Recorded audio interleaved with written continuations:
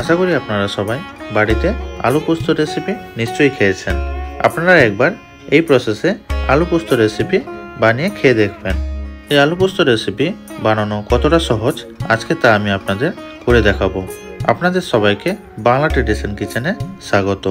এই রেসিপি বানানোর জন্য আপনারা 50 গ্রাম পোস্ত নিয়ে নেবেন।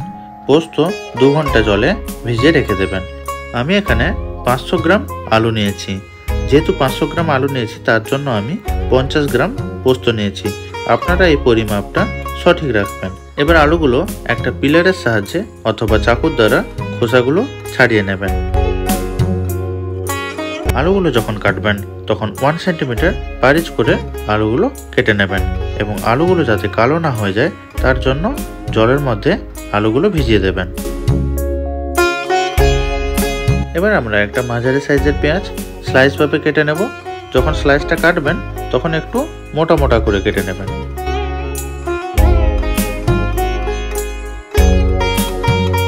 এবার একটা ফাইন পেস্ট বানানোর জন্য একটা মিক্সিতে পোস্তগুলো দিয়ে দেবেন এবং তার সঙ্গে একটা কাঁচা লঙ্কা দিয়ে দেবেন।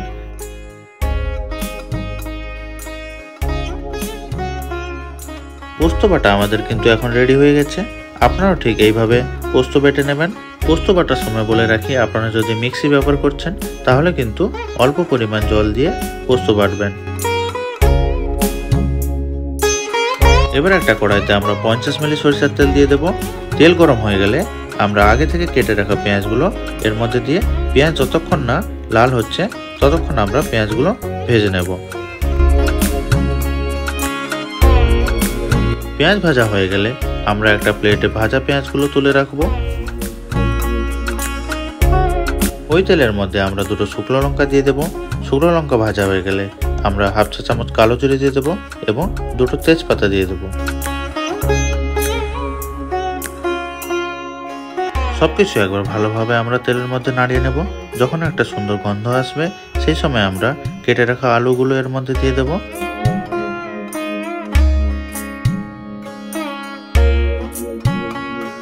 আলুগুলো 10 থেকে 15 মিনিট মিডিয়াম ফ্লেমে ভাজার পর দেখবেন আলুগুলো হালকা লাল হয়ে গেছে। সেই সময় আমরা বেটে রাখা পোস্ত বাটা এর মধ্যে দিয়ে দেব এবং ভালোভাবে আলুর সঙ্গে মিশিয়ে নেব।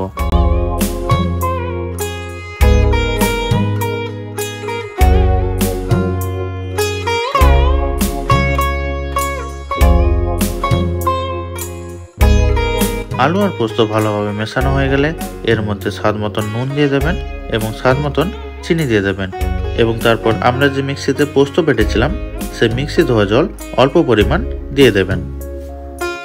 এবার সবকিছু মিশিয়ে 5 থেকে 10 মিনিট ভালোভাবে কুক করে নিন। এবার একটু কাঁচা লঙ্কা ফ্লেভারের জন্য 3টে কাঁচা লঙ্কা মাঝখান থেকে চিড়ে দিয়ে দেবেন এবং আলু পোস্তর সঙ্গে ভালোভাবে মিশিয়ে নেবেন। এবার কিন্তু ফাইনালি আমাদের আলু পোস্ত রেডি হয়ে গেছে। এবার আমি এর মধ্যে ভেজে রাখা পেঁয়াজগুলো আলু পোস্তর উপরে দিয়ে দেবো এবং গ্যাস বন্ধ করে 5 মিনিট এটা ঢাকিয়ে রেখে দেব। এবার আপনারা আলু পোস্ত গরম ভাতের সঙ্গে সার্ভ করুন। খুবই মজাদার খেতে লাগে এবং আমাকে অবশ্যই কমেন্ট করে জানাবেন কেমন হয়েছে। আপনারা অবশ্যই এই রেসিপিটা বাড়িতে বানিয়ে ট্রাই করবেন। আজকের মতন আমি এখানে ভিডিওটা শেষ করছি। আপনাদের সঙ্গে দেখা হবে পরবর্তী ভিডিওতে।